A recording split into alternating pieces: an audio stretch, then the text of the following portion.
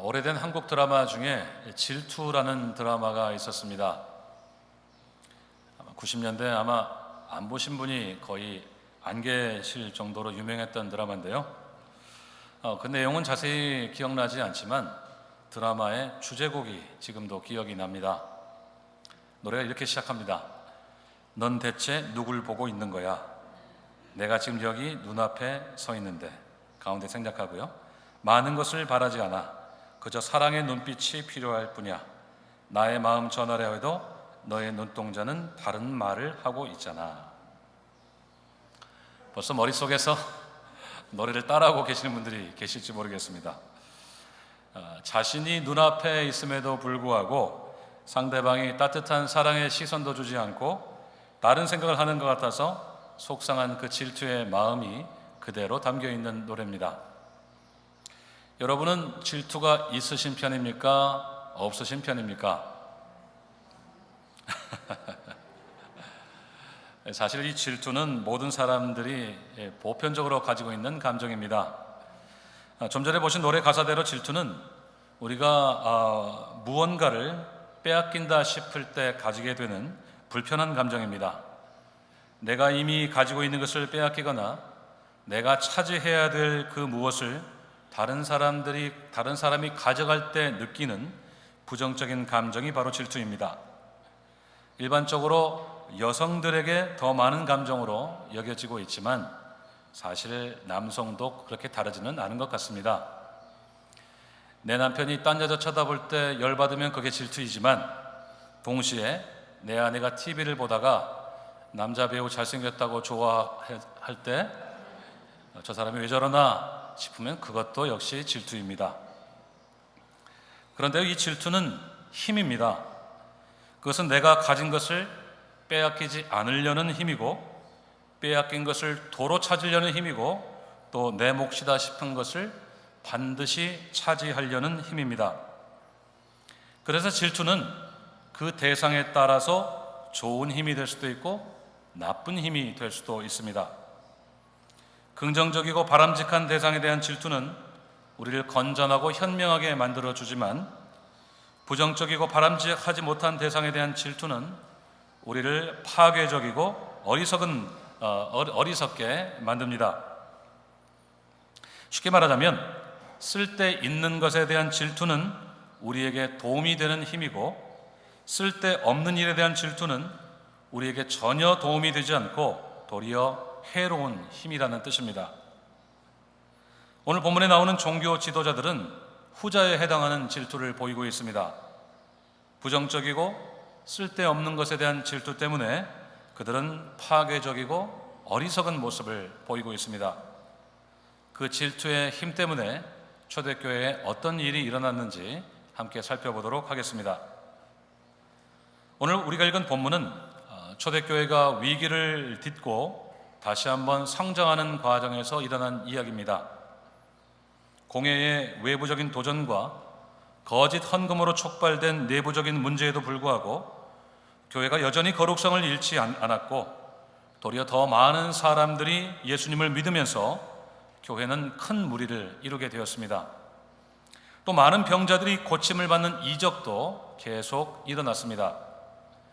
그렇게 총체적인 위기에도 불구하고 교회가 폭발적으로 성장하는 모습에 불편한 감정을 느끼는 사람들이 있었습니다.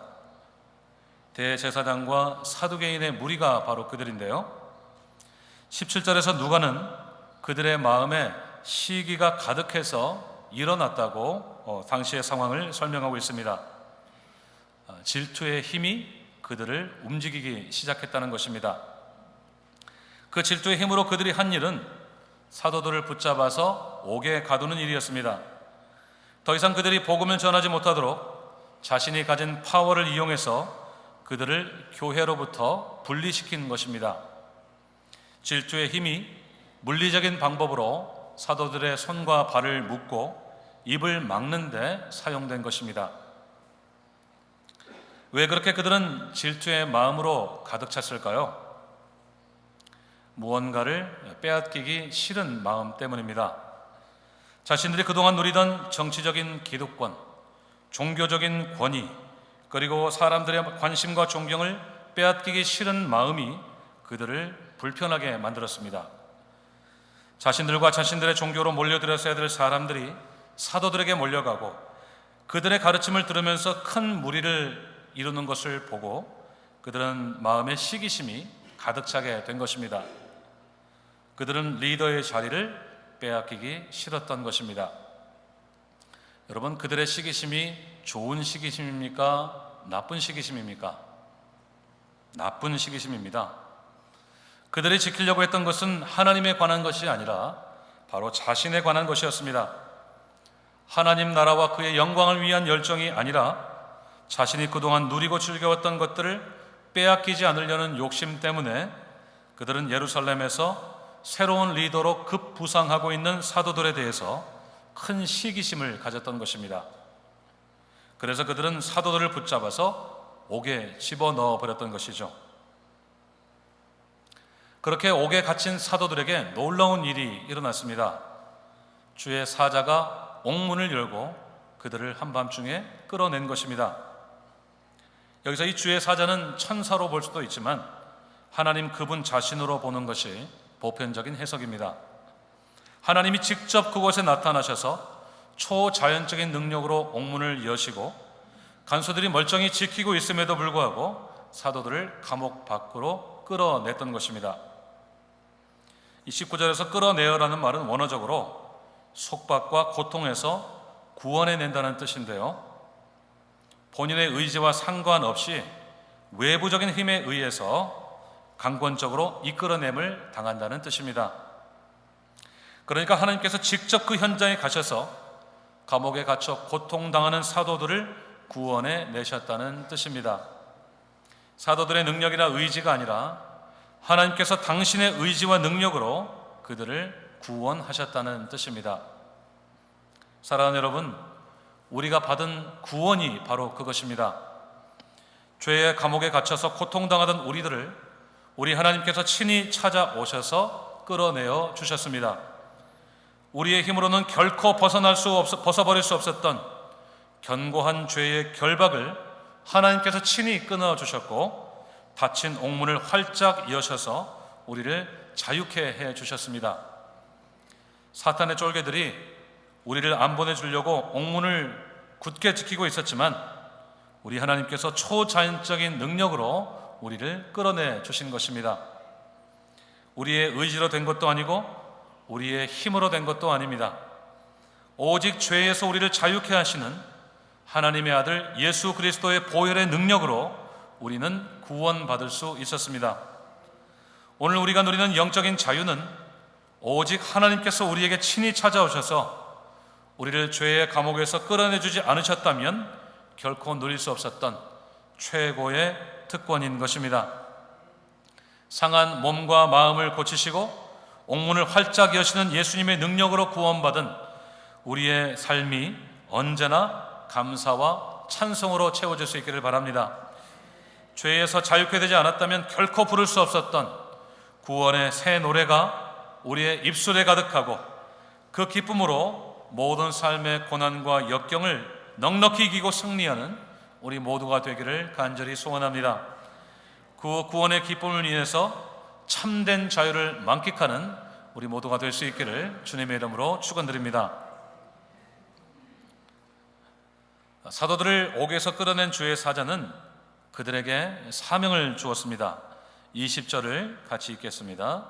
20절 시작. 가서 백성에게 말하라 하매. 아멘. 그들이 이전까지 복음을 전하던 성전에 가서 생명의 말씀을 전하라는 것입니다. 건축자의 버린 돌처럼 버려졌지만 부활하신 예수 그리스도, 이 세상의 유일한 구원자 예수 그리스도의 영원한 생명의 소식을 하나도 남김없이 그리고 공적으로 전파하라는 것입니다. 특별히 중요한 것은 생명의 말씀을 다 백성에게 말하라고 한 점입니다. 영생을 주시는 예수님의 복음을 전하되 하나도 빠뜨리지 말고 다 전하라는 것입니다. 공회가 아무리 그들을 위협하더라도 조금도 위축되지도 말고 지체하지도 말고 생명의 말씀을 하나도 빠뜨림 없이 다 전하라는 명령입니다. 이것은 분명히 주의 사자가 사도들을 감옥에서 끌어낸 목적입니다. 이 사건은 그들에게 아직 감당해야 될 사명이 있기 때문에 하나님이 직접 개입하신 첫 번째 사건이었습니다. 하지만 동시에 이 사명은 공회의 명령과는 정반대되는 사명이었습니다. 앞서 4장에서 공회가 사도들을 풀어주면서 명령했던 것이 무엇입니까? 다시는 예수의 이름으로 말하지도 말고 그 이름으로 가르치지도 말라고 하지 않았습니까? 마치 법원에서 판사가 접근 금지 명령을 내린 것과도 같이 법적인 구속력이 있는 명령입니다. 누구든지 어겼다가는 심각한 처벌을 받을 수도 있는 아주 강한 명령이었습니다. 하나님의 사명과 공회의 명령이 정면으로 충돌한 것입니다. 이제 사도들은 이쪽 아니면 저쪽을 선택해야 될 형편에 놓였습니다. 그 중간은 없습니다. 하나님의 명령을 따르든지 아니면 공회의 명령을 따르든지 그들은 둘 중에 하나를 선택해야 했습니다. 그런 상황에서 사도들은 어떤 선택을 했습니까? 21절을 함께 읽겠습니다. 21절 시작. 그들이 듣고 새벽에 성전에 들어가서 가르치더니 대제사장과 그와 함께 있는 사람들이 와서 공회와 이스라엘 족속들의 원로들을 다 모으고 사람들을 옥에 보내어 사도들을 잡아오라 하니. 사도들은 날이 새자마자 조금도 지체하지 않고 성전에 들어가서 생명의 말씀을 가르쳤습니다. 그들에게서는 조금의 두려움도 찾아볼 수가 없습니다. 그들은 분명히 하나님의 명령을 선택했습니다. 그들이 공회의 명령을 따르지 않았을 때 어떤 결과가 있을지 몰라서 그랬던 것이 아닙니다. 공회가 예수님도 십자가에 못 박아 죽일 만큼 막강한 힘을 가지고 있는 것을 몰라서 그런 것도 아닙니다. 그저 그들은 하나님의 명령을 받고 그 명령대로 성전에 들어가서 백성들에게 예수의 이름을 전하고 가르쳤습니다. 그것은 그들과 온 교회가 함께 기도한 대로 행동한 결과입니다. 4장 29절에서 온 교회는 어떻게 기도했습니까? 우리 함께 사도행전 4장 29절을 읽겠습니다. 시작. 주여 이제도 그들의 위협함을 굽어 보시옵고 또 종들로 하여금 담대히 하나님의 말씀을 전하게 하여 주시오며. 아멘.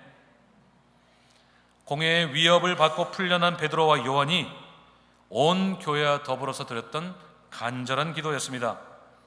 담대히 하나님의 말씀을 전하게 해달라는 그들의 간절한 기도가 오늘 그대로 응답받고 있습니다. 주의 사자를 통해 분명한 사명을 주시는 것으로 하나님은 그들의 기도에 응답하셨고 사도들은 하나님의 명령대로 성전에 들어가 담대히 하나님의 생명의 말씀을 전했습니다. 하나님은 그들의 기도에 응답하셨고 그들은 그 기도에 응답하시는 하나님의 명령에 순종했던 것입니다. 사랑하는 여러분, 기도는 하나님께 모든 책임을 떠넘기는 책임 전가적인 행위가 아닙니다. 기도는 하나님께 모든 것을 맡기면서 드려야 하지만 동시에 내가 감당해야 될 모든 책임을 기꺼이 지는 것까지를 포함합니다. 특별히 내 기도에 하나님이 응답하셨다면 그 다음은 내 차례입니다. 하나님이 응답하신 대로 움직여야 합니다. 그 유명한 성자 어거스틴이 이런 말을 했습니다. 모든 것이 하나님께 달려있는 것처럼 기도하라. 모든 것이 당신에게 달려있는 것처럼 일하라. 우리가 기도할 때는 모든 것이 다 하나님께 달려있는 것처럼 그분을 믿고 기도해야 되고, 우리가 그 기도한 내용을 위해서 일할 때는 모든 것이 다 우리 자신에게 달려있는 것처럼 그렇게 해야 된다는 것입니다. 사도들은 담대히 복음을 전하게 해달라고 기도한 대로 실천했습니다. 그들은 옥문이 열리고 하나님의 명령이 떨어지자마자 성전에 들어가서 복음을 전했습니다. 그들은 기도할 때 하나님께서 담대히 복음을 전하게 해주실 것을 온전히 믿고 기도했고, 그 기도에 하나님께서 길을 여시자마자 그들은 때는 이때다 하면서 움직이기 시작했던 것입니다. 사랑하는 여러분, 기도한 대로 사시기를 바랍니다. 무언가를 위해서 하나님께 기도하실 때는 하나님께서 반드시 응답해 주실 것을 믿고 기도하시고, 하나님께서 그 기도에 응답하신다 싶을 때는 주저하지 말고 움직이시기를 바랍니다.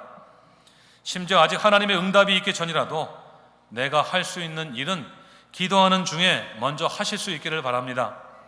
하나님께서 응답해 주실 것을 믿고 기도했다면 마땅히 우리는 내가 지금 할 수 있는 일을 시작해야 합니다. 하나님이 나를 도와주실 것을 믿고 움직여야 하는 것입니다. 특별히 하나님 나라를 위해서, 교회를 위해서 무언가를 해야겠다고 마음에 결정이 되셨다면 오늘부터 움직이시기를 바랍니다. 도움이 필요한 형제자매를 섬겨야겠다고 결심하셨다면 오늘부터 섬기시기를 바랍니다. 기도하셨다면 그 기도에 멈춰 계시지 마시고 행동으로 옮기시기를 바랍니다. 우리가 모든 것이 하나님께 달려있는 것처럼 기도하고 모든 것이 나에게 달려있는 것처럼 일할 때 우리 하나님이 친히 도와주시고 일해 주실 것을 믿습니다. 그런 우리의 삶을 통해 우리 하나님께서 영광 받아주실 것을 믿습니다.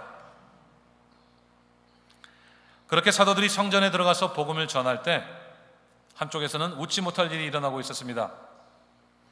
유대인 지도자들이 전날 밤에 옥에 집어넣은 사도들을 신문하기 위해서 공회를 소집한 것입니다.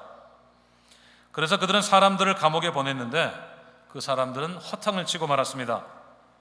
그들이 가서 보니까 옥문은 든든하게 잠겨 있고 간수들도 옥문 앞에 멀쩡하게 서 있는데 옥문을 열고 들어가서 보니까 사도들이 거기에 없었던 겁니다. 그 소식을 전해 들은 유대인 지도자들은 황당했을 것입니다. 24절에서 그들은 그 소식을 듣고 의혹하면서 이 일이 어찌 될까 했다고 했습니다. 도대체 이게 무슨 일이냐는 겁니다.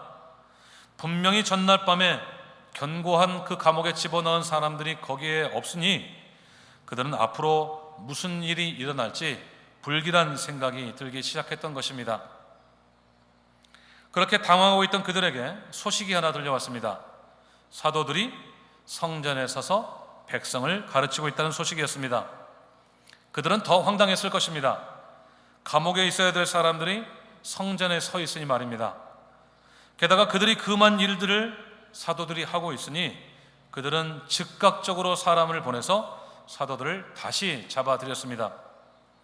그들의 질투심이 또 한 번 작동하고 있는 장면입니다. 그 질투심이 나쁜 질투심인 것은 그들의 두려움을 통해서 확인할 수 있습니다. 24절에서 누가는 그들이 사도들을 다시 붙잡아오는 과정에서 강제적인 방법을 사용하지 못한 이유가 백성들이 그들을 돌로 칠까봐 두려워했기 때문이라고 했습니다. 그들의 시기심이 하나님을 위한 것이고 건전한 것이었다면 조금 더 두려움이 없었을 텐데 그러지 않았기 때문에 그들은 두려워할 수밖에 없었던 것입니다. 그렇게 공회에 재차 소환된 사도들에게 대제사장이 신문을 합니다. 28절을 보십시오. 이르되 우리가 이 이름으로 이 사람을 가르치지 말라고 엄검하였으되 너희가 너희 가르침을 예루살렘에 가득하게 하니 이 사람의 피를 우리에게로 돌리고자 함이로다. 왜 그들이 금한 일을 했냐고 사도들을 추궁하는 질문입니다.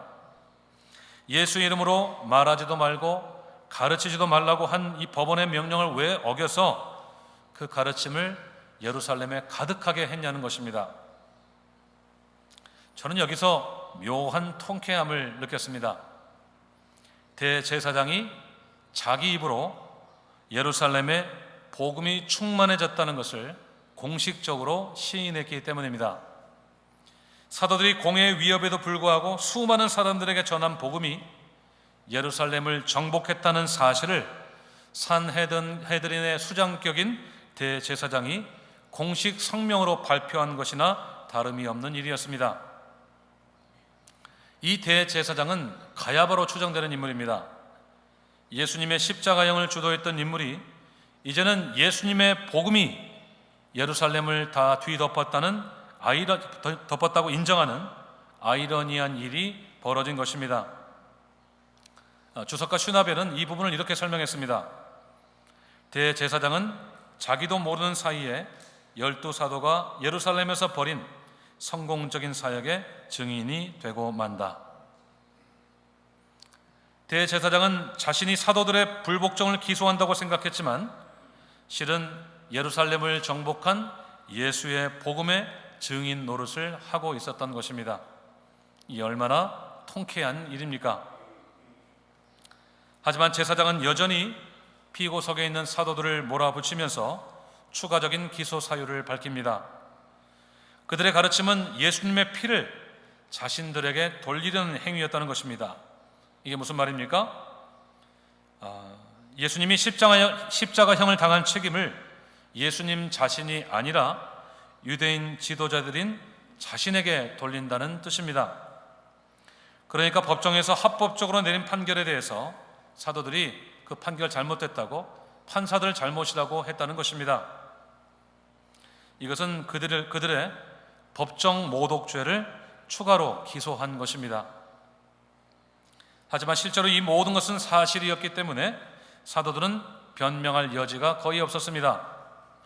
그렇게 종교재판은 사도들에게 불리한 상황으로 흘러가고 있었습니다. 초범도 아니고 재범인 사도들은 이제 판사의 엄중한 판결을 기다리는 상황이 되었습니다. 적어도 특정 범죄 가중 처벌의 무거운 형량을 언도받기 직전이 되었습니다. 그러나 베드로의 말을 한번 들어보십시오. 29절 이하에서 베드로는 조금도 물러섬이 없었습니다.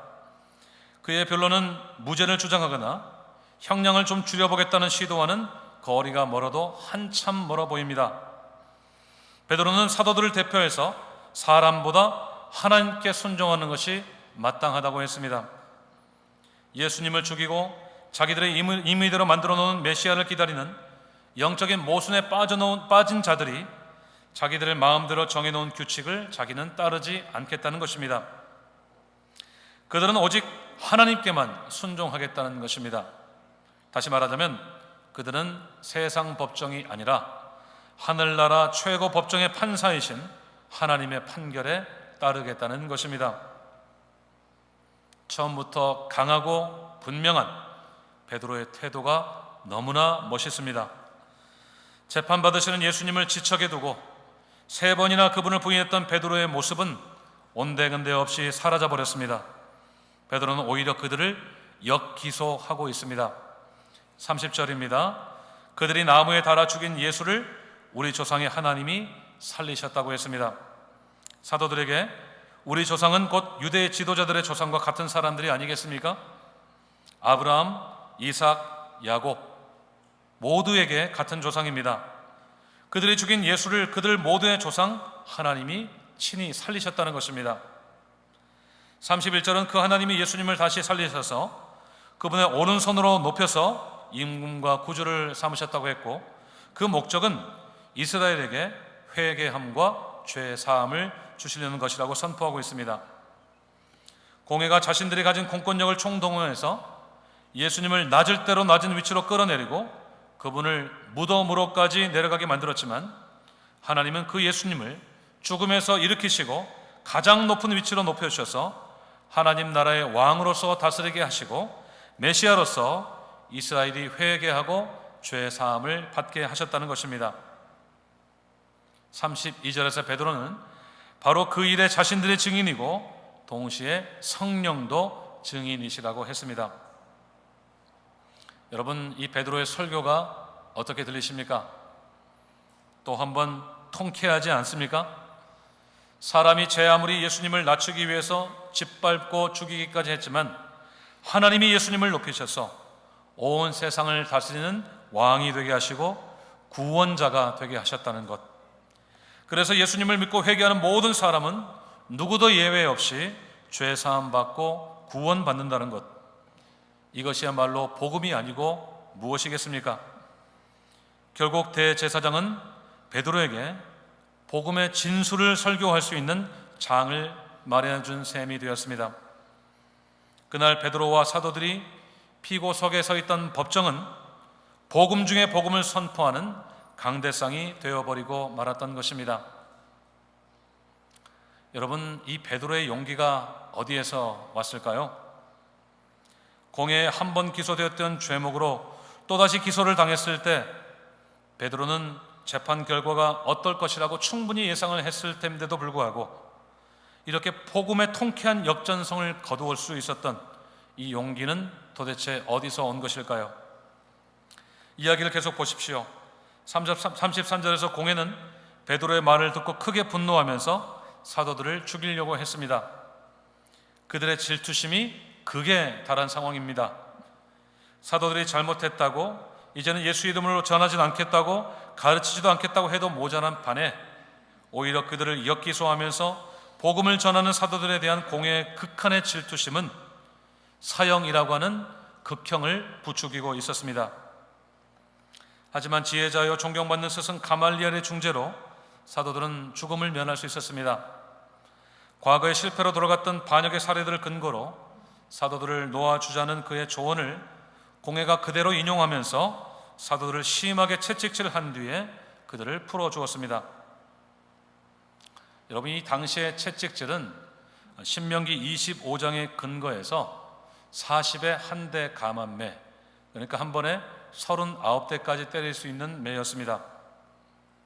형이 확정된 죄수는 무릎이 꿇려진 채로 삼겹으로 된 채찍에 앞가슴과 등을 번갈아 맞아야 했습니다.